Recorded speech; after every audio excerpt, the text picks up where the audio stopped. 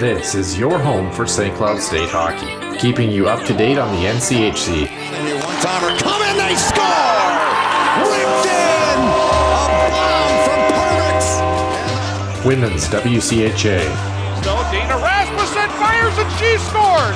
Dana Rasmussen for the Huskies alongside The National Hockey League. Dwayne Kaprizov in for a chance to win it! He scores! Kirill, the thrill is for real! Welcome to the NHL, a game winner!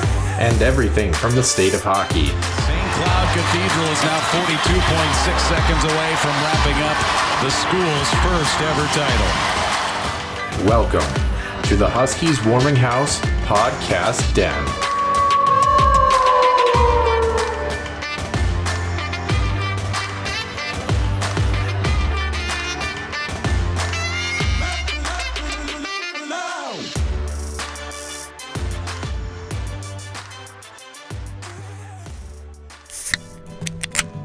The Huskies Warming House podcast is also brought to you by the Soda Pod, home of NCHC college hockey news and more. Stay wild and up to date with new episodes throughout every week. Find them on Apple Podcasts, YouTube, and other podcast platforms. And welcome into episode 176 here in the Den. Nick Maxon and Noah Grant here at the tail end of August, Nick, and we move our attention back over to the men's side of things here, of course.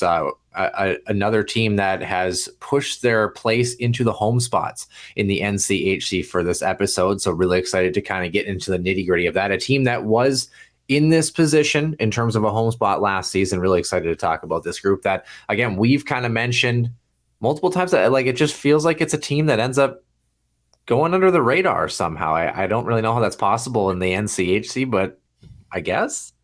Yeah, I mean, their numbers have never been spectacular in terms of win or loss, right? And we'll touch on some of the details. They've had some really good talent come through that program, but just not something that jumps off the page, right? So I think they've kind of flown under the radar. And, you know, as we talk about last year, it's almost amazing that we don't talk about him more. But then again, too, no, it doesn't help that, you haven't had much success past the regular season and certainly into the NCAA tournament. Certainly not trying to take anything away from the program, but that doesn't necessarily help your national standings per se. Yeah, and a team that has kind of really started to find success in recent years, I think is fair to say. They've had a couple of good cores that have stuck around through some COVID years and really pushed that development process in the right direction. Again, almost a similar vein. We'll talk about this close to almost St. Cloud State and their development plan, the way that they recruit a little bit with some of their prospects as well, too. So we'll touch on that. Starting the show, by the way, when we hit the main portion of the show, just kind of a tough week overall at the tail end of August here in the hockey world. A lot of unfortunate news coming from the broadcasting booth, from the draft side of things, the prospect side of things as well, too, and even dipping into some college hockey news in the NCHC. That's some tough news that we'll kind of touch on, but all pertinent information. So we start, as always, with the Huskies Illustrated Weekly Roundup, Center Ice View News and Notes, presented, of course, by HuskiesIllustrated.com and the Soda Pod. Center Ice View News and Notes. Center Ice View provides you with the best coverage of St. Cloud State Huskies hockey, from game notes, recaps, photos, and more. Go to centericeview.com.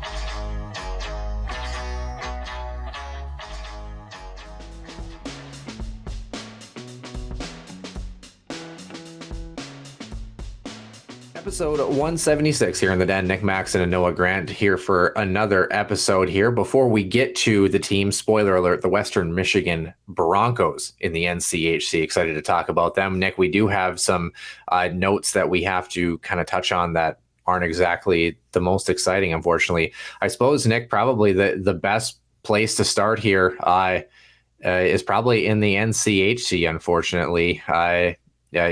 Some tough news coming out this past week here related to the Duluth Bulldogs, and actually a prospect that we ended up covering in this similar vein, actually, when we were talking about incoming freshmen and possible prospects for the Bulldogs. Nick, who are we talking about, and what's going on for the Bulldogs? Will Francis, right, defenseman, unfortunately announced via social media back on the 21st, essentially, that his cancer had returned. This is tough, man. I mean, all things aside, right? I know that every day more of us, in terms of, shall we say, humanity is more impacted by cancer in some indirect or direct way. It's not fun right now. A lot of people will be supporting him, of course. Don't know, at least initially, what the outlook is. I would believe he probably will be taking some time aside as he tries to figure out what's best for him, and certainly for all of us here, especially us too at the Huskies Warmer Now's podcast, send our thoughts and our support to both Will Francis as well as the entire Minnesota Duluth Bulldogs organization. I know you work in this field, right? And it's, you see sort of the, sometimes both worlds of the, of humanity per se. And, these are the storylines that I don't think anybody wants to talk about. But at the end of the day, right? I mean, he's a strong kid. I'm sure he'll persevere, and it's just unfortunate, really. Yeah, it is unfortunate. Of course, for those who were curious about kind of just some of the more details, ALL is the abbreviation acute lymphoblastic leukemia, and it's a leukemia that if aggressively managed, usually doesn't go into relapse, or when it does, 50% of the patients, when they relapse, they tend to make that secondary recovery that ends up being successful. But it's one of those that you want to be able to catch it early, like they did back in 2020, because if it's not caught, it can be really aggressive very quickly. So, and kind of, I guess in a general sense, basically it's, if you think of the word lymph for lymphoma, anything like that, lymphocytic things, basically it's talking about your immune system, your white blood cells, kind of how our bodies fight infections.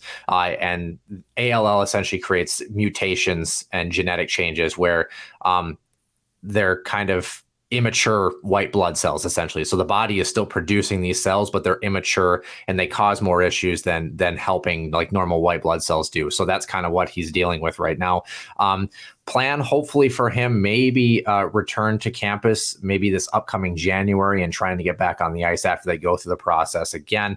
Of course, he completed his last therapy, 848 days for him, July 2022. So obviously a long process for the chemotherapy routine. So he played last season, 28 games for the Bulldogs, had a single assist for him last year. Anaheim Ducks draft pick, a late round draft pick as well too. So wishing him the best. Obviously just not fun things to talk about, of course, but like you said, a great support system around him. And unfortunately, the Bulldogs have had a kind of a string of things in recent years with some of their players on the men's side, just some tough news that they've really had to kind of persevere from. So as much as we like to give Bulldogs fans a hard time, obviously really wishing that program the best, especially their student athletes as they go through this difficult time.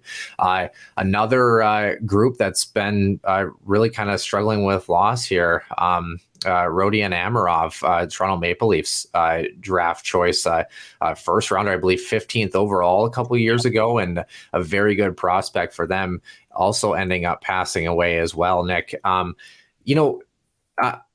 For this kind of process, we talked about this a little bit in maybe a slight comparison with Marco Rossi and the challenges that he had related to COVID, for example. These health scares for some of these young players, especially as we had the discussion a couple weeks ago about development camps and the process and what it takes to be kind of a full-time NHLer and a full-time professional hockey player here. We've just had some difficult stories come out in recent years, and for Toronto Maple Leafs fans and hockey fans around the world, Nick, this is certainly no exception. No, and I think, just to make sure we're clear, we're not directly comparing, the situations between Rossi and Rodion Amirov, right? Because one's a brain tumor, the other it's still heart, serious conditions with the heart with Rossi, but it's tough, right? Because it's one thing to, what's the best way to phrase it, right? Where you're going through the motions, you're going through the process, and for those who have followed our podcast a little bit, know of my history as having someone very, very close to me go through it. And, as I don't want, if you want to use the term spectator, but I think what you can what you can relate to is, it's hard to watch too, right? Yeah. And so when you think about the Maple Leafs organization, the prospects, the players currently, the development coaches, I mean, there's so many people that you touch as an athlete, and to effectively have, a young life cut short, right? I mean, let's again hang up the sticks here for a second. It's tough, right? Because you never know, how these things can turn out. In the grander scheme of things, since we're on the topic, right? It's a reminder too that, not a single one of us is guaranteed tomorrow. And, it's storylines like these that, are just sometimes very tough to swallow and way too young, as you mentioned a couple of years ago, a first round pick for the Maple Leafs, call it unfair, if you want. Yeah. I think that's fair. To mention that, it sucks. And certainly, again, as we said, for Bulldogs faithful, we wish the Toronto Maple Leafs organization, their prospects, and certainly the family and friends of Rodi and Amarov the best as they go through this very, very difficult time. Yeah, and I think you kind of mentioned the drawn out process sometimes too. There's never easy way to handle this news, but sometimes when you have that additional process as well, it makes it difficult. Last one on the list here, but not least, of course, a very long and fulfilling life in the game of hockey, but a 2-year battle with multi-organ failure has ended the life of Rick Jeanneret at the age of 81. Of course, Buffalo Sabres namesake, basically since the inception of the team, I believe since year 2 for him in the press box until his retirement in the previous year and change or so. Some of the most iconic calls in hockey history, Buffalo Sabres history, voice and face of that franchise as far as radio broadcasting media was concerned. And they had a fantastic ceremony for him recently. And I mean, you think about some of the calls that he's had and, the highway robbery calls and the Mayday call, you'll never forget plays like that. I mean, it's just so many great memories, especially in kind of the golden days of the Buffalo Sabres era. And, hockey is huge in Buffalo, especially when that franchise was at its peak in the 80s, 90s, early 2000s even. And he was there for it all, encapsulating every single moment for Sabres fans, Nick. Obviously for us too, as broadcasters, it kind of has an extra bit of touch knowing what he brought to the table, literally and figuratively. So this one, a little bit more interesting because, he was 81 years old, but nonetheless still really disheartening for a guy who had a very storied career in the game of hockey. There is no way that any hockey fan that has listened to any hockey highlights, whether it's YouTube or whatnot, has not heard the voice of Rick Jeanneret. There just isn't, right? You mentioned the Mayday call. It's one of my favorite kind of goal calls that he had was when Jason Pominville was with the Buffalo Sabres. The population of Pominville will go up by one more, right? He had a very creative and just he had fun with it, right? Yeah. And I think, and he just let it go, right? And I think for me as a broadcaster, right, you can kind of pick away from Rick, that I don't know if I characterize a careless energy, but just, he sold it, right? He loved that team. He loved that community. And as a broadcaster, just as you mentioned, just had that very distinctive style and call that, just like I said, there's just no way that as a fan you haven't heard his voice. So that one stinks because again, when you're with an organization for, half a century, essentially, right? You become woven into the fabric of the city, that team. I mean, it's almost like a grandfather passing away. It really kind of feels that way to that organization. So again, that one's tough. Again, for John, right? He's beloved by so many, of course, his family, his friends, the organization, the community, and it's no question the NHL community as a whole, right? One of the more legendary broadcasters gone. We can say way too soon, even though it was 81, but certainly too bad to see him go. Yeah, I think one of the most enlightening comments that we saw from a fan last week too ended up putting it out on social media. It is scientifically impossible to make a Stu Barnes goal call as good as he did. Rest in peace. And I think that's that pretty much nails it actually. Yeah. But he had infectious energy is really what it came down to. He really did. And it did. And I think that almost, in such a micro, economic way, showed you that it didn't matter if it was the star player on the team or a Stu Barnes-like candidate. He made you sound like you were a freaking all-star when you scored a goal. And that, I think, that energy with no matter what happened on the ice is what made him, such a intricate and well-respected broadcaster across not only the NHL, but I think across sports broadcasting as a whole. Yeah, certainly would agree, obviously. And, trying to make an impact on the game as we move forward here. A couple of players, by the way, before we get to Western Michigan on the men's side. If you're a St. Cloud State Huskies fan, by the way, netminder JoJo Chobak and standout forward Emma Gentry, by the way, both representing the Huskies at the USA National Festival last week. Some really good kind of summertime shenanigans for a lot of these St. Cloud State women's hockey players. Looks like they're making the most of their summertime plans. And kind of just a more positive spin before we move into the men's portion of things. Also, maybe just a spin too, by the way. Again, we kind of referenced the development piece that we talked about a couple weeks ago. A lot of them making sure they take time off for at least a month or so in the summer. I think, again, good lesson for young hockey players to kind of make sure that they have that good quote unquote work-life balance when it comes to playing the game. So good to see the Huskies well represented on the national level and seeing their success. Anything you kind of wanted to touch on there, Nick? I know you obviously saw it well before I did, and we've kind of actually have seen tidbits here and there. Actually, the WCHA, especially on the women's side, has done a really good job covering not only the Huskies, but all of their teams and some of their student athletes that have really been doing some interesting things over the course of the summer. Well, it's a big representation for the WCHA group, right? Percentage-wise, quite a bit. But yeah, when I saw the news, I mean, going back to last season with Brian Idalski and, sort of, putting in his systems and getting his first impressions. And Emma Gentry was a player that immediately caught his eye when I've had conversations with Idalski. He still to this day thinks that Emma Gentry is underrated. And it's kind of nice to see that I'm not going to say that she isn't underrated, but she's getting noticed, right? Again, she's got a big frame. She works hard. She's got speed. And I think one thing that we saw last year, Noah, that I think really, you talk about progression, we talk about development. That's been kind of the hot words of the last few weeks is her hockey IQ is on display now, right? She just knows when to make the right play. She drives to the net at times, just trying to get that puck into the dangerous areas. She just makes the right decisions at the right times. And so I think, when you're doing those small things, right, it comes down to details. And, USA Hockey is taking notice, and then all of a sudden you're on the roster representing your country. That's a heck of an honor. It's a heck of a small list of players that, sometimes even make their prospect list. So congratulations to both of those players representing St. Cloud State women's hockey, and for themselves was a great personal accomplishment and had a pretty good showing for both of them as well. Yeah. Good luck beating JoJo Chobak too, by the way. You got to wonder, by the way, I mean, I don't know, 10 pucks, Emma Gentry versus JoJo Chobak. I mean, shootout, mano y mano. I mean, who wins that battle? I almost tend to maybe give the edge to the goaltender unless the shooter gets a chance to make him bite, kind of thing. But you never really know.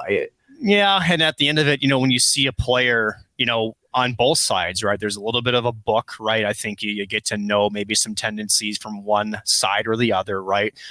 If you put these both together and they've never seen each other before, I think obviously the edge goes maybe to the shooter, but I think the goaltender here with JoJo Chobak, who was she's pretty good. We'll put it lightly. I think may have, because as a goaltender, if you can kind of control the speed and the pace of a shootout in that sort of sense, you can sort of, maybe give and take away some options. And no question with JoJo Chobak, one of the best goaltenders in women's collegiate hockey. I think she may have a leg up there on Gentry, although I think if we asked Emma, she may not agree with that take. Yeah. And then, I mean, if you end up beating Chobak once or twice, then maybe Sonia Hola comes in and just makes your life an additional nightmare if you're shooting on some Huskies netminders. St. Cloud, obviously on the up and up. We're going to get a chance to talk about them in a couple of weeks. And hint, hint, their goaltending is definitely a strong suit.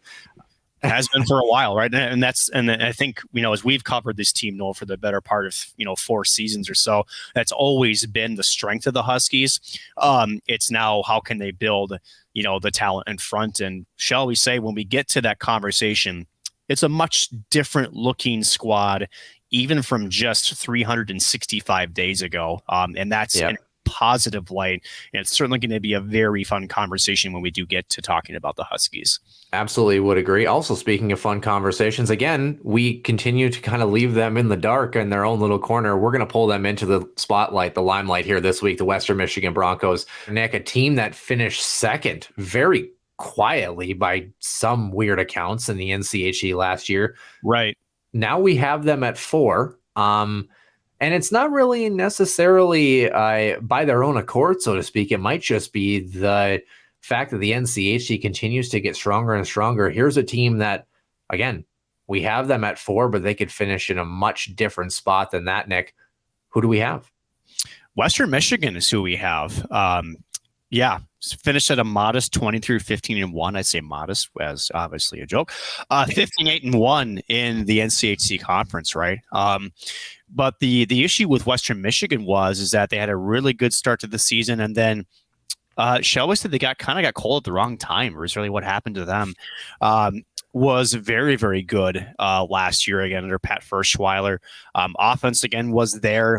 Loss in Lunatics again was a very tough place to play, always is. Yeah. But just got the sense that once they got towards mid-February, towards early March, for whatever reason, they had a stretch, and it was just the wrong time for them to have that stretch, and just weren't really able to recover from it. It was tough because it almost cost them an NCAA bid, essentially.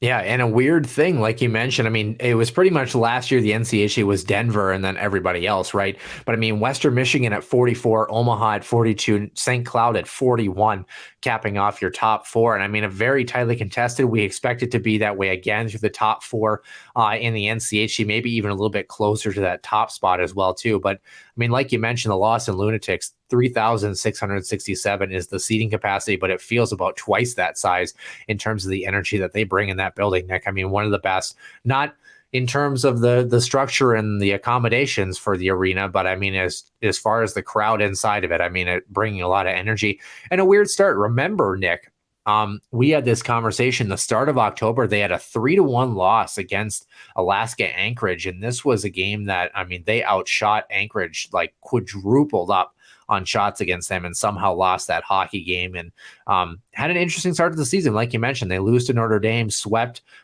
pair of games against Michigan, tightly contested games against the Wolverines, dropped a game against Duluth and St. Cloud through the middle of November, and then really the month of December was a tough one, a 4-game losing streak, Omaha and North Dakota respectively. Started to get it back together, like you mentioned, in the second half a little bit. Losses against Omaha, sweep against Denver, and then, the way that it really came off the rails is they get swept in the quarterfinals against Colorado College, and that shock finish there. Matthew Gleason, the overtime winner on that Saturday game, and then they get trounced 5-1 against BU. It wasn't even a contest, so a quiet whimper for a team that finished very high in the NCHC, like you mentioned. Team-wise, again, I mean, they were 15-8-1 in the conference. 1-goal contest, though, 4-5. Not a team that you would expect to maybe finish second in the conference with that result. 3-5 when trailing after the first, 3-12-1 after the second period. So obviously getting off to a lead was important. And when I say lead, I mean it in the sincerest sense, Nick. 6-6 after the first win, tied 4-2 after the second period. So, I mean, it's not like they were necessarily in control of games if they didn't start hot, so to speak. They had to get out to a lead for this group. So, I mean, as we kind of go through the statistics here, Nick, they outscored their opponents heavily. They outshot their opponents by 202. Goals per game were, over a point or a goal per game over their opponents. They did a lot of things right. PK was at 76%, which is not the greatest, but I mean, power play inching towards 24%. I mean, a lot of things going right for this team.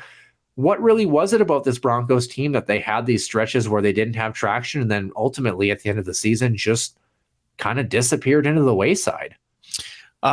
Really, it came down to being top heavy. As far as their offensive production is concerned, mind you, Jason Pullen led the nation with 30 goals last year, who's moved on to bigger and better things. But you take away him, Ryan McAllister, Max Saison, Luke Granger, and Zach Galambos. They were the only players that had double-digit goals scored. Everybody else was below the 10 mark. So to me, if they were able, I shouldn't say they, but if their opponents were able to sort of control those 5 players, Western Michigan struggled, right? Now, granted, at times, their special teams kind of bailed them out. Now, we could go into a little bit more in depth of that and see that some of these players also had power play goals, but really that's what it came down to, was if they're able to sort of contain some of these players, their bottom 6 or some of their role players weren't really there to kind of bring up the offensive punch. Well, you also mentioned the power play too, Nick, and throw that in with Jamie Rome, who had 6 power play goals in a year where he only had 9 total tucks as a graduate forward. That's 28 power play goals for them, 22 of those coming from those top guys, McAllister, Poland, Sass, and Granger, and the defenseman, Zach Galambos.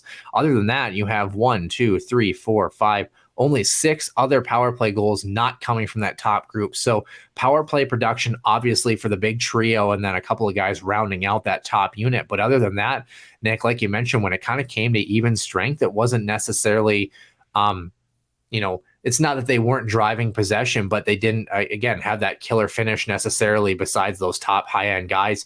Now, they're moving their feet, they're drawing opportunities, they're creating power play opportunities, especially in the first half, like you mentioned. But with a lot of these guys, besides Ryan McAllister, Jason Poland, like you mentioned, leaving, they do return a lot of these guys, but it's hard to replicate that. It's hard to replicate that power play success.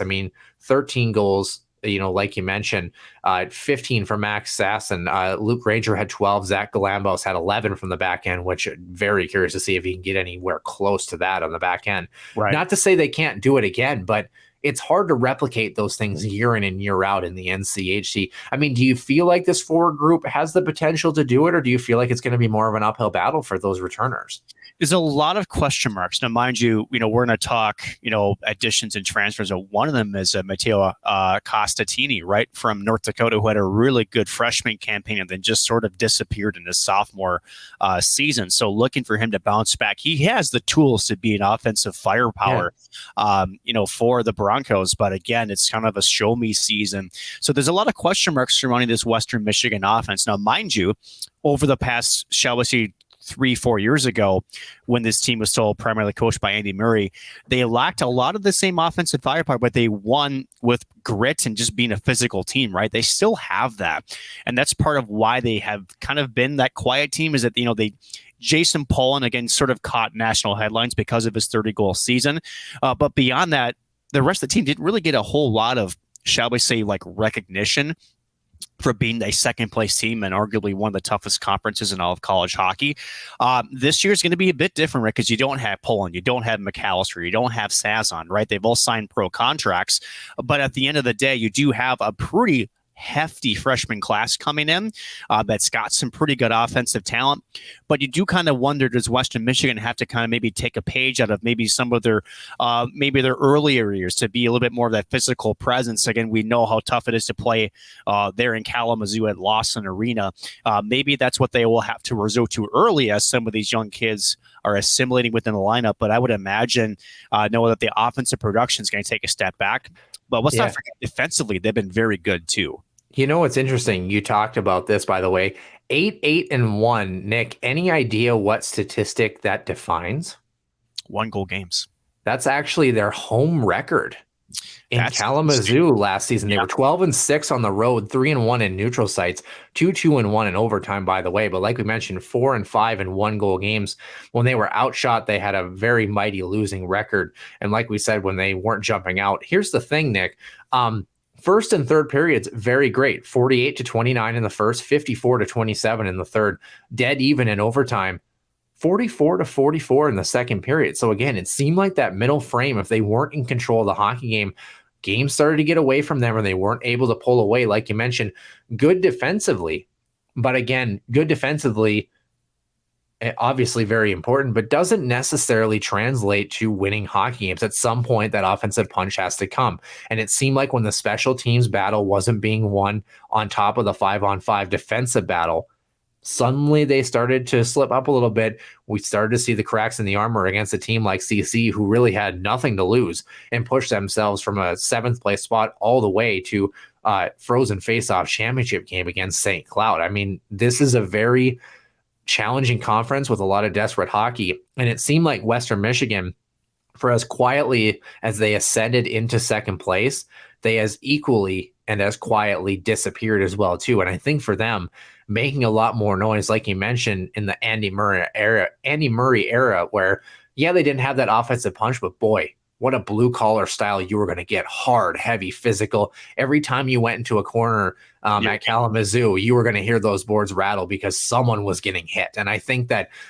as much as we want to talk about supplementing that offense, I think just getting back to that gritty presence too as well too. You said they brought a lot of it last year. I totally agree with you. I think if it's possible, even bring more, because in those tight hockey games, those games in the quarterfinals against CC, games NCAA tournament, you don't lose 5-1, or you go down swinging a little bit more. You don't have to rely solely on that offense.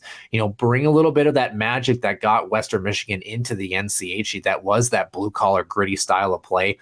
I think we need to see a little bit more of that in some of these tightly contested games as they move forward into the season. And that's where it kind of has us in that boat of, okay, offensively, they were really great last year. They bring a lot of the same returners. What if some of those guys start to struggle? Is that effort level on the gritty side, the fundamentals of the game, are they going to supplement that if they start to struggle and start to need to be winning games 2-1, 3-2? Yeah, and I think, to a fault, right? When I say to a fault, because the physical battle, right, we talk about their penalty kill and how not very good, 76%. Sometimes if it's not controlled physicality, right, where sometimes you're chasing a bit too much, or maybe trying to establish your physical presence a bit too much, right? I think that kind of bit them a little bit at some times. And as you mentioned, it happened when the offense was drying up. They were trying to create momentum in different ways. And that's the right thing to do as a hockey team, right? You're trying to drive possession. You're trying to establish yourself and play the game in the offensive side of the ice, right? But at times with Western Michigan and some of those old school, or going back, like you said, to the blue collar style, I think sometimes it almost sort of shot themselves in the foot a bit. So there's a lot of turnover this year, also with Western Michigan.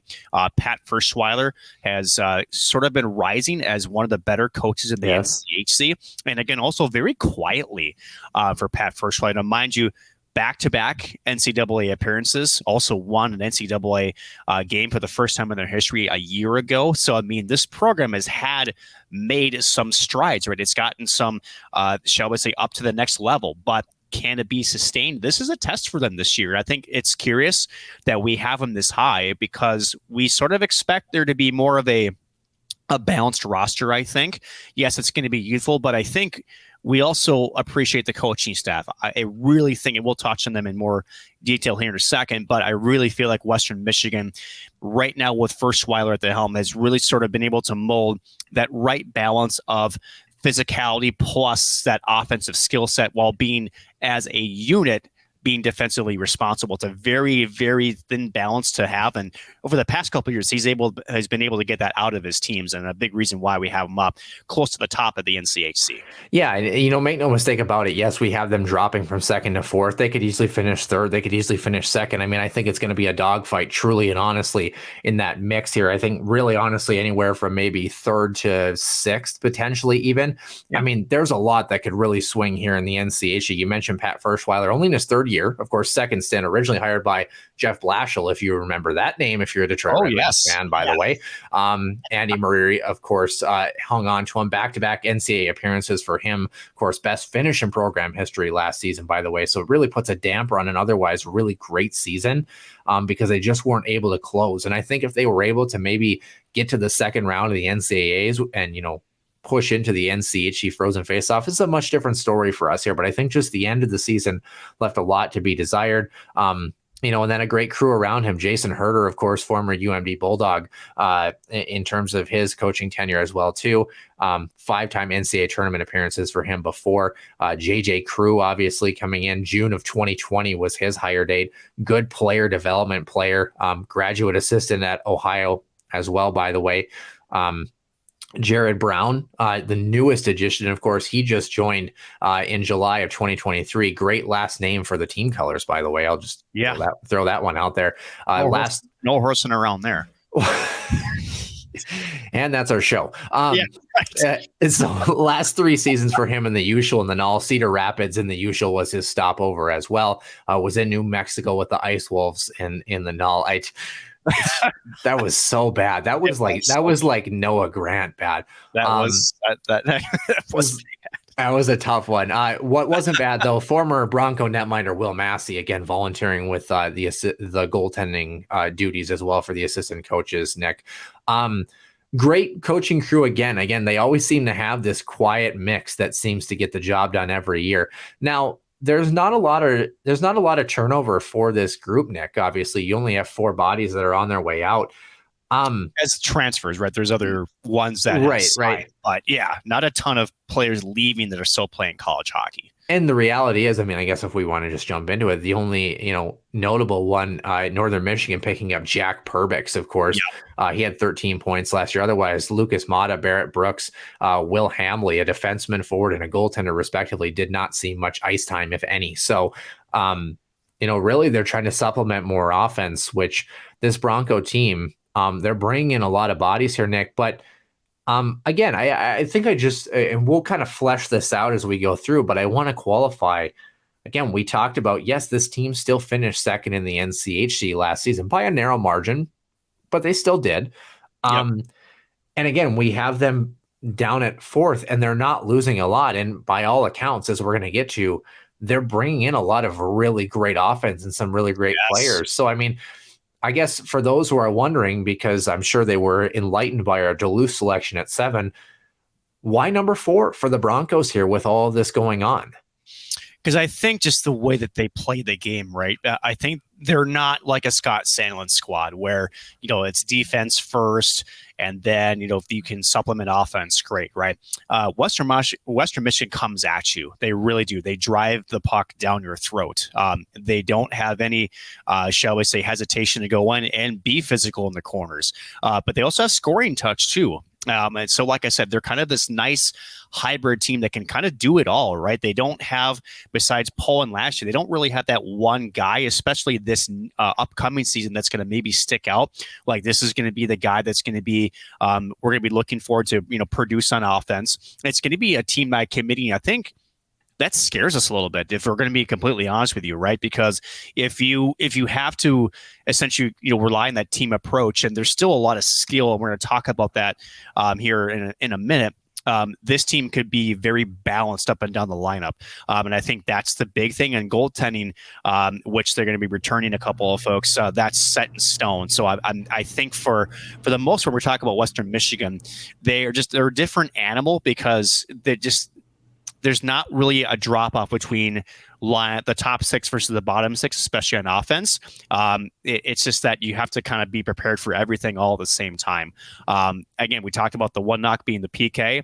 I'm sure they'll probably sort that out a little bit, but they're a dangerous squad because, again, it's more by committee than it is by, shall we say, top 6 versus bottom 6. Yeah, and of course you're losing, like you mentioned, some of those seniors that are on their way out as well too. Not a lot of graduate players that are deciding to hang on, but other players that will decide. But when you look at this incoming class, that also indicates a lot of turnover for us too, Nick. And you have, 1, 2, 3, 4, 5, 6 players that are going to end up coming in as true freshmen, and then you have 4 actual transfers that are coming in as well too.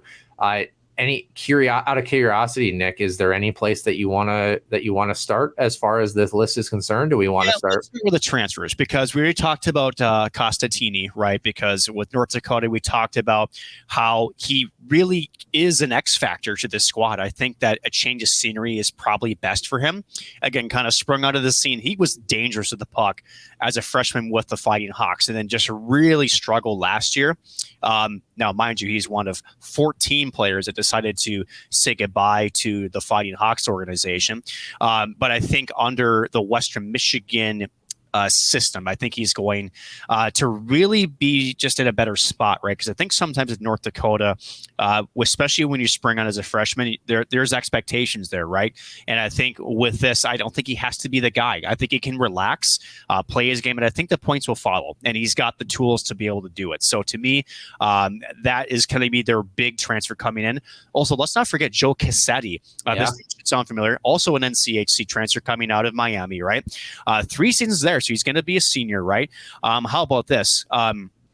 In 70 games, 31 points, 18 goals. So come over depth player, but again, the upper class status, right? When you got a veteran that's coming in, knows the conference, knows the type of style that's going to be played and what he's going to be facing. I think this is a really smart ad on the forward side for Western Michigan, who really does pride themselves on having more two-way players in their system than, shall we say, specialists who, can maybe just put the puck on the net, be a distributor, or maybe be just that defensive shutdown forward, right? I think he fits that mold almost perfectly. And then a couple of guys that will be a little bit more unfamiliar, right? These are both coming from Hockey East. We'll start with Sam Colangelo. Sam Colangelo, great Northeastern guy, obviously 54 points in 72 contests. And of course, he's an Anaheim Ducks draft pick as well. And 2021 gold medalist for the World Junior team, as a lot of people will really remember him. So that's a great pickup for the Broncos. I like that addition. And like you mentioned, also a BU pickup in Ethan Phillips, a bit more of a kind of a hard-nosed heavy forward, has just under 90 games and 38 points to his belt. All regional team in the NCAA tournament last season, had 4 points in that regional, by the way. So Sioux Falls Stampede product in the USHL, Clark Cup champion as well. So again, just a big body, brings a lot of physicality. So again, this Broncos team, I think with this transfer group, Nick, 4 guys that are really going to make an impact. I mean, this is like prototypical Bronco hockey transfer group. I mean, it's just guys, good mix of speed and skill, physicality, hard-nosed players, a little bit of flashiness, like Constantini makes me think a little bit more skill-based as opposed to the true physicality. But nonetheless, I mean, this is Pat Ferschweiler / Andy Murray / Jeff Blashill / Detroit Red Wings / anything not Michigan Wolverines that I've ever seen. I mean, this Broncos mix is truly a Western Michigan group. It really is. And we're going to see that more with the freshman group. It almost echoes itself perfectly. Let's get right into it, right? Yeah. So let's start right at the top here. Is it Cole Crushberg-Rosen? He's a defenseman coming from the Lincoln Stars. Yeah, please tell me we're going to call him CCR, because that would be sick. We already know what his skate out song has to be, right? I mean, come on. Yeah, exactly. So let's do that. CCR, 21 points, 7 goals, 14 assists. With the Lincoln Stars, obviously added 3 more points in 9 playoff games. Also spent some time in the Null with the Minnesota Wilderness a couple of seasons ago, where he collected 35 points to his name. So more of a, I would say, two-way defenseman, not necessarily the offensive type of things. Could be more of a stay-at-home guy. But this, another, again, Western Michigan style player. Yeah. Right? More of that two-way guy, not really the high-end offensive defenseman, no more just pure shutdown guy, right? That kind of continues with Jacob Napier coming in from the Fargo Force. Fargo had a pretty good season. Right? How about this? Again, very similar, 22 points versus 21 and 7 goals, 15 assists for the Force last season. Also spent some time with Muskegon, earning 10 points a couple of seasons ago while skating in 58 games for them respectively. So again, two-way guy. Good defenseman, some offense here, but more of that mix, right? Yeah, and that kind of rounds out the defensive group for the freshmen incoming. And I think, again, when we talk about Bronco hockey, again, they're kind of in the same boat that St. Cloud is in some respects, where they're not getting these A+, A- players necessarily, but they're getting the best of the best for like these B+ players that have really good development potential, really good underlying possession numbers, really good ability to do whatever it is they do well. I think of both of these guys that good 200-foot players, good shutdown defensemen that can add a couple points here and there, good middle pairing defensemen, so to speak. And I think both of these guys fit that mold very well. Very curious to see how they're going to develop, in that system, because I think that they just, again, everything I've seen through the first couple of guys that we've talked about, we have whatever it is, 3 forwards and a netminder to get to. But so far, I mean, this is like Pat Ferschweiler system right to a T for all these selections. 100%. So let's do the goaltender first. It's going to be Dawson Smith. He comes from L'Orange Ice Wolves in the SJHL. Yeah, about that, right? So Saskatchewan Junior Hockey League. How about this? A 2-year stint with the Ice Wolves. He earned more than 30 wins with the team. Best season was last year, actually. He had a 19-11-4 record, a .933 save percentage, and a 2.47 goals against average. In the postseason, also had strong play. He had a .919 save percentage with 2 wins in just a couple of postseason appearances. So you talk about a guy that again, save percentage is up there. Goals against is good, right? And more so, a couple 30-win seasons. And I think you're looking for a goaltender that's a proven winner. He fits that mold right there. Yeah, it certainly does. And obviously, again, the net mining statistic is really challenging, to try to sort out necessarily. But I mean, at the same time, I mean, just numbers that really look great. I mean, 19-11-4 at 247. I mean, 919, all numbers that are very serviceable.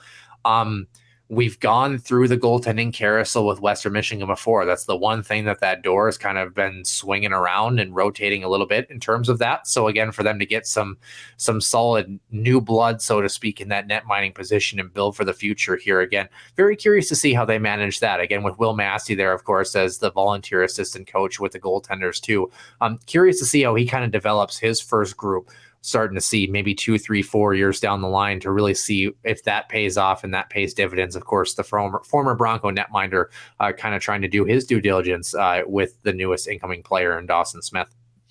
And now the forward side, right? The guys will be tasked to put the puck in the net. First, Garrett Sedlowski. He's coming from the Wenatchee Wild in the BCHL. Actually played 4 seasons total in junior hockey, splitting between the Null and the BC. Last 2, though, with the Wenatchee Wild. 57 points, 24 goals, 33 assists in 86 games. That's a pretty decent spread. But the big thing, added 6 points over a couple of playoff games as well. So a good playoff performer as well. In his career with the Null, he played for the Maryland Black Bears, who last couple seasons they've been pretty darn good. 39 points in his career with their over 99 games played. So good producer there. And also I think the 4 years, Noah, in junior hockey, some players take 1, some players maybe get 10 games, some get 4 years. And sometimes, and even Brett Larson with St. Cloud talked about it, where it says, this kid almost is what we call a late bloomer. He almost spreads that to me, right? And sometimes these players are some of the best underlying pickups only because they're mature, right? Is that, maybe they're not necessarily the best point producers, but they have a better hockey IQ. Their emotions, are a little bit more, shall we say, mature in game situations. They're not going to get too high or too low on certain things. So this is another, we talk about Western Michigan, prototypical player. And you know what? It's very fitting that you mentioned that development path. By the way, the next one on our list, Ian Samoza. For those who remember that name well, don't forget brother Ethan played for Bemidji. He's now in Greenville in the EC. Younger brother Evan plays in Odessa in the Null, by the way. Yep. But of course, Ian had that stint with Sioux Falls for basically a season and a half where he didn't really produce all that much, only had 12 points in 44 contests for him. So they sent him back to Wenatchee for the rest of the season. And then last year as well, 53 and 74 points respectively in just over 100 games across 2 seasons. So again, kind of finding his groove, getting his confidence back, very productive seasons. And there's a guy who kind of got a shot at the higher level, didn't exactly, wow anybody with it. They sent him back over to the BC, and he's really produced and he's earned that opportunity. And I'm very curious to see how he's able to run with that, because I love the opening line. Had an electric career in the BCHL, and absolutely, I mean, he transitioned back down and just needed that confidence boost. Hey, if you're a Minnesota Wild fan and you're talking about Marco Rossi, for example, you ever hope that this might be the end up story for him? By the way, again, similar path where just him stepping down maybe will make him more prepared to enter his freshman season. He'll be an interesting mix. And by the way, he's wearing one of the best numbers that you could ever wear, number 26. Of course, that was my childhood number. So how could you not be good at hockey? I mean, let's be real. Well, and again, sometimes, like you said, it boils down to just confidence, one, and maybe also just maybe opportunity comes with that too, right? And junior hockey can be challenging both mentally and physically, right? Again, we talked how with Sidlowski, sometimes it is just that your game just takes a little bit longer to develop, and sometimes it's just a confidence piece. And really showing the past couple of seasons that he has progressed in his development, right? Another guy that's similar to this, and this rounds out their incoming freshman class, is Owen Michaels, coming from Dubuque Fighting Saints. So he split some time between both the USHL and the NAL. So last year with Dubuque, he was able to collect 26 points, 15 of those being goals. And then also, this is a big one. How about this? 8 points in 5 postseason games, right? So you talk about the meaningful games. Sometimes you want players that really shine when it's the most stressful situations. And 8 points in 5 games, that's pretty good, right? 2 years with the Bismarck Bobcats, he collected 53 points over the course of his 2 seasons with the Bobcats there. So again, you're talking about spending time at different levels, but also having success at both levels there, Noah. Yeah, I got the chance to watch him play, obviously 32 points his second season with the Cats, and penalty minutes notwithstanding, definitely was not afraid to shy away from the physicality. Very much a blue collar player, very much a player that will fit into the middle 6, maybe bottom 6, depending on where he jumps in for the start of his freshman year, at least.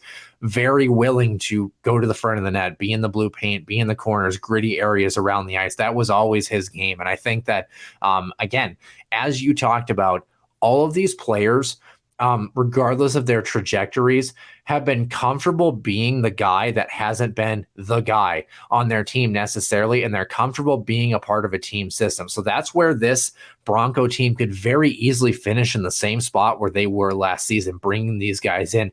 The question is, how are they going to adjust? This team, of course, didn't lose a ton. They have to now assimilate their freshmen. They have to make sure their goaltending obviously is squared away too. But I love all these picks. I think that as far as the incoming class and the transfers, you want to talk about players that fit a mold and a style. A couple weeks ago, we talked about North Dakota and the challenges that they're having with a mixed bag, so to speak. This bag was handpicked, signed, sealed, and delivered, and it says property of Pat Ferschweiler, because this is very much Western Michigan Bronco hockey as far as the players that are coming in. Is that kind of how you see it, Nick? 100%, because, I'm going to kind of jump right into it, because you mentioned it. They're not missing a lot or not losing a lot, but the pieces that they are losing are actually quite as significant, right? So if we go through the list here, one, Ryan McAllister, he's gone, right, going over to pro. Another name that they're losing that I don't think skated a game is Theo Thrum, but going down the list here, right? So Cole Gallant is also going to be off to the races, so he is done. Jason Pullum, we talked about him. That's that's 30 goals that you're missing from him. You're also going to be missing a guy with a name. Jamie Rome. That's right. Jamie Rome is also graduate forward last season. And I think the challenge for this Western Michigan roster too, by the way, is a lot of their exits too were like pro signings. And we've seen that with Western Michigan. We saw that the year prior with like Ethan Frank, for example, is guys who hung on for that 4th or 5th year and had a couple of Western Michigans had a couple of really good runs before they've offloaded guys that have played pro, and then they're losing a couple of guys. And then Barrett Brooks, again, also leaving. Then you're missing, I believe, Jack Perbix. We talked about him before. Aiden Fulp, that's a big one in the back end. As far as his presence, wasn't necessarily, definitely two-way, but also had a more of a breakout offensive year his senior season. So he'll be missed, especially on the back end. Well, like I said, I mean, they're missing all of these guys that are suddenly turning pro here, and they kind of have a similar problem to what St. Cloud does, where they do such a good job developing these guys, and then they end up losing them after their 4th or 5th years because they have guys hang around, or in normal years, their 3rd or 4th years, they hang around, finish that development process, and then they make the jump after making a run with their core group. I expect a similar process with the incoming freshman group that's coming in, the 6 guys here.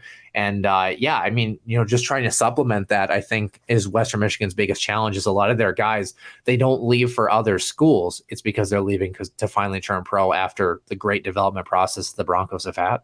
Right. And then the last few, we talked about Max Saison, again, another pro signing, right? So not a ton of names honestly. But again, they're impactful ones. And so, but when you look at the guys coming in, both transfers and freshmen, we talked about this. This is, as you mentioned, a Pat Firstweiler full group, and I believe this will be his third full season behind the bench as a full-time head coach. So at the end of the day, again, as I mentioned this before at the top, I think for Western Michigan, they're going to have to approach this season as a collective, right? You're not going to have the standout guys, at least that we know of, right? We could be surprised. But typically Western Michigan, minus Jason Poland last year, has never had the big name that's, going to draw eyes in terms of offense, right? They're going to be more back to, I think, a blue-collar style, but it looks like they got the names to do it. And if they do that, I think, especially the NCHC, you're going to give a lot of teams fits. You really, really are. So that's where I see them headed. I like the group. Yes, it's going to be tough with some of those key guys that have left to either bigger or better things. And again, Perbix going over to the transfer portal, but largely it's an intact group, and it's going to be a group that I think under Pat Firstweiler, again, for the third season, you're going to see another step towards the team that he's wanting to mold. I really do. Yeah, getting a chance, obviously, to kind of get that bonding here now. We're 4 weeks away from the start of the women's season and about 6 away from the men's side here now, too. So it's going to be exciting to see how these groups kind of mesh here, Nick. And again, talking about, I guess, to flip the question on you, season outlook for this Broncos team as they navigate this new trajectory here. Obviously have a chance, I would say, at minimum for home ice in the NCHC, if not better here, Nick. I mean, we're going to go through their schedule in a second. I guess maybe we'll start there and then just kind of see. Yeah, starting off with a couple on the road, actually. They got an exhibition against the U.S. under-18 team, and then a home-and-home with Ferris State, and then a home-and-home with Bowling Green to kind of get them going. And then it's right into the NCHC schedule, which is not easy right away. Going to be going on the road to face the Mavericks of Omaha, and then at home, St. Cloud State. Now, for Huskies fans, this has been essentially that one arena that just has given the Huskies fits over the years. And it's always been early in November, too. It's always been a killer if this Huskies team is not ready to go. Yes, huge. And then they go to Colorado College, and then for a sort of a non-conference, shall we say, holiday, they got St. Lawrence at home that they're going to be welcoming as part of their non-conference schedule. And then they then have another non-conference opponent, I should say, with Lindenwood, and then before finally finishing off the first half unofficially against Denver, also at home. So a pretty heavy home schedule to finish out the Thanksgiving before the holiday break. But nonetheless, there's a favorable schedule there, Noah, if you really break it down. Yeah, and you round out the calendar year on the 30th of December with an exhibition game against Western Ontario at home. So theoretically, I mean, you've got 7 games in a nice little home swing to finish out the calendar year of 2023, Nick. And 4 non-conference games and an exhibition game and a chance to kind of do some damage, so to speak, build some confidence. Obviously, you can't drop those games against St. Lawrence, I would say, for sure. So that's going to be a good litmus test to see how Western maybe handles a challenge that's outside of the NCHC. And then they bit of a tough matchup to finish out the first half of the season against Denver, by the way. Thank goodness it's at home, but that Pioneers group will be a good test. And also the test at the beginning of December against Lindenwood, not the last time they end up seeing the Lions. No, and that's what's kind of cool here is that you have a non-conference opponent that they've seen 4 times, right? So now before the turn of the calendar year, they will be hosting Western Ontario as an exhibition game. And then, as you mentioned, on the road to St. Charles, Missouri to take on Lindenwood in their home rink. So that's kind of cool. We don't normally see in non-conferences, you see like a home and home 4-game series of that. So that's kind of unique twist for the Broncos schedule. But then they continue on the road. They're at Oxford to face the Redhawks for Miami. Then another home stretch. They'll be hosting the Bulldogs, then the Tigers of Colorado College before they go back to Colorado to face the Denver Pioneers, at home to face Omaha, on the road to St. Cloud. So they do get 4 opportunities, the Huskies do, to try to take down the Broncos. But then it gets a little bit tougher. They go back on the road to face North Dakota and Grand Forks before finishing the regular season at home against Miami. So a bit of a tough stretch there after a little bit more of a favorable first half, Noah. So again, for a team that is going to be sort of a win by committee team. If you can get that committee all on the same page during the first half and you got some confidence building, you should be ready for what looks to be a pretty difficult second half, but still not a bad schedule. Yeah, 4 of your last 6 and 6 of your last 10 on the road. Obviously, St. Cloud and North Dakota, a 4-game road stand, 2 tough buildings to play in. Obviously, I believe it's North Dakota and Duluth are the only single-time opponents for NCHC matchups in January and March, respectively, for this club. Everybody else they will see twice, like you mentioned, including the Huskies. But yeah, do you think when they play Colorado College at the end of January and then head to Denver the following weekend, you think they just jump on the bus and just practice at Ed Robeson until they jaunt on over to Magnus? I don't know. But yeah, no, definitely a very challenging schedule for them. Obviously, I like the Lindenwood matchup. The home and home, so to speak, is really cool as far as non-conference is concerned. I love that. That's awesome.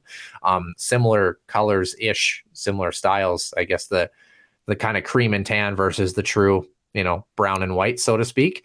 Yeah.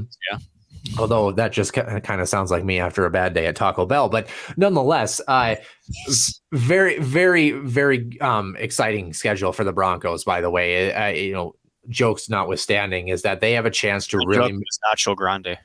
I mean, they do have a chance to make some noise here in the NCHC, and that's the most important part. Is that this Broncos team is ready to go from the get-go, because if they can get those freshmen up to speed, the transfers feel really comfortable. Again, it's the same conversation we've been having, but again, fourth could be, we have them picked at fourth, which would not be a bad season. But at the same time, this team has aspirations and potential to be much higher than that if they can put all the things together. Nick, what do you kind of see for their season outlook as they go through this schedule? Especially early on, I think they do have a favorable way to kind of get everybody on the same page, right? Because one of the challenges that a team that's built like Western Michigan is, you're not going to have that per se go-to guy that maybe is going to be able to take over a hockey game and get you that goal to either get you ahead or maybe tie things up. This team is going to literally have to rely on all of their 12 forwards to kind of carry the mail, right? And so when you have a lot of freshmen, when you've got some transfers coming in that are going to have to pick up on things that get under the first Weiler system, again, that can take time, during the process. And the other thing, how about this? The blue collar style, right? You kind of wonder when you go, especially with some of these other kids that we talked about with high point outputs, if they're not scoring or if they're in a different role than they are used to, say in junior hockey, how do they make that transition, right? So to me, I still feel like they're going to be closer to that 4, maybe even 5 spot. It's just hard for me to pick up on them. But at the same time, if they gel together quick and if they can come at you in the waves like we've seen them in the past couple of years, look out, right? The big weak spot for them is sometimes they get a little bit, shall we say, too antsy with it. They can get themselves some penalty trouble. And as we saw with their penalty kill numbers, there's some opportunities for their opponents to take advantage of them. And that's where we saw this against Colorado College, right, where maybe the emotions kind of got away from them a bit, kind of got away from their structure and their game plan, and it was kind of just more of an inflict some pain type of mentality instead of trying to get back to what made them successful. So that's the challenge for them: is or I shouldn't say can they, but is there going to be someone that does rise to the occasion, right? Like a Jason Pullen. Again, we talked about Costantini from North Dakota. He's sort of my sleeper pick, kind of be a resurgent of his offensive game, right? You got some others that are sticking around that could easily be in that same spot too. But at the end of it, I see them as a middle of the pack team that could go up or down from where they are, but I don't think it'll be much. I think they will sit somewhere between 5 and 3. And if things go really well for them, maybe top 2. Yeah, interesting. And obviously St. Cloud is going to have to handle them 4 times here, Nick. Just want to let you know, by the way, in case you didn't, hint, hint, the Huskies Scoring House podcast is brought to you by the Soda Pod. Stay wild and up to date with all things in the state of hockey, as well as CenterIceView.com and Huskies Illustrated, your home for all things St. Cloud hockey, including the latest news and photos of your favorite Huskies as they do take on the Broncos. I know quite a few Huskies fans that like to make that trip out to Kalamazoo early on in the month of November. That'll be a big challenge here, Nick. I tell you what, and then a matchup in the second half of the season. This Huskies team historically has had trouble with this Broncos group, and actually a little bit more at home in recent years, depending on the year, actually, at the Herbrooks National Hockey Center, Nick. First of all, I guess in my mind, you've got to match that blue collar style pound for pound, literally and figuratively. I mean, you have to be able to get gritty in the corners, in the blue paint. You have to be willing to, engage in the physical battles here, and you have to win pucks along the half wall, especially in your defensive zone. Pucks have to be getting out of the zone. Make these defensemen turn your feet. Use the speed and skill that St. Cloud has. I would say, I guess, depending on the freshman, regardless, my guess would be that St. Cloud might be the slightly faster team, a little more water bug type team in terms of what they bring to the table. Use that to your advantage, more quick strike on the rush offense. But I mean, it's going to be a heavy, hard-nosed matchup, especially in Kalamazoo. Old building has a little bit of quirks to it. The Lawson Lunatics are in full throat. I mean, you've got to find a way to win that battle, so to speak. Can't turn it into a special teams matchup either. As much as Western Michigan was kind of hit or miss on the penalty kill, they were great on the power play. Yep. And anytime you're turning it into a special teams battle that you're losing, so to speak, it means you're chasing the game, and you don't want to do that against a team that makes it difficult to get to the middle of the ice. What do you see in this matchup for the Broncos here as they take on the Huskies for 4 matchups? We only saw them, I believe, twice last season, so we get to see them for all 4 this year. Right. Only 2 times last year, back to 4, right? Series at both home and away. What's the dynamic with essentially a blue collar team, right? Is that they have one thing in mind most of the time. That's finish a check, right? Well, when you do that, that means there's open space somewhere, right?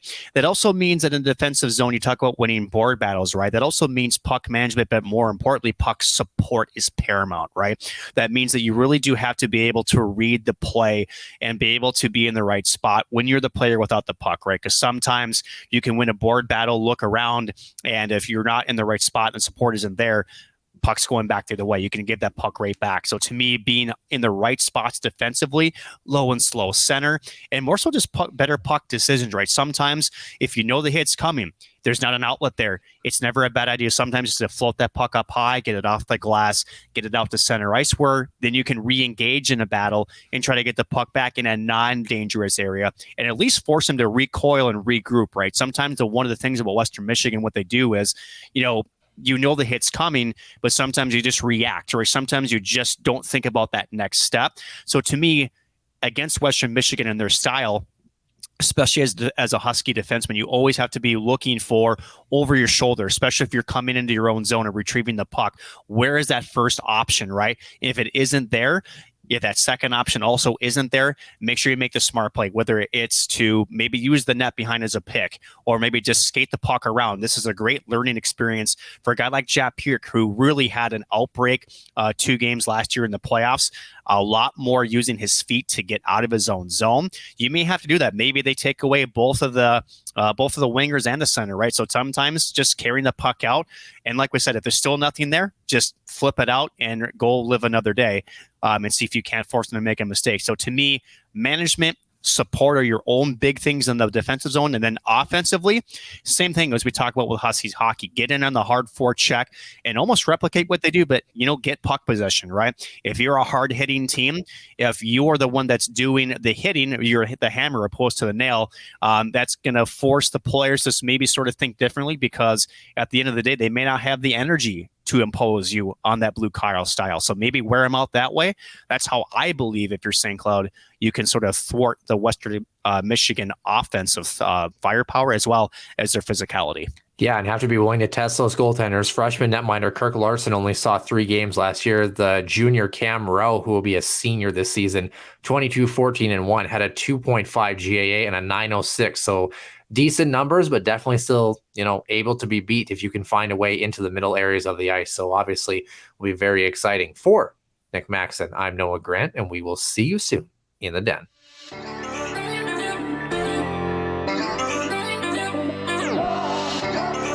One-timer coming, they score!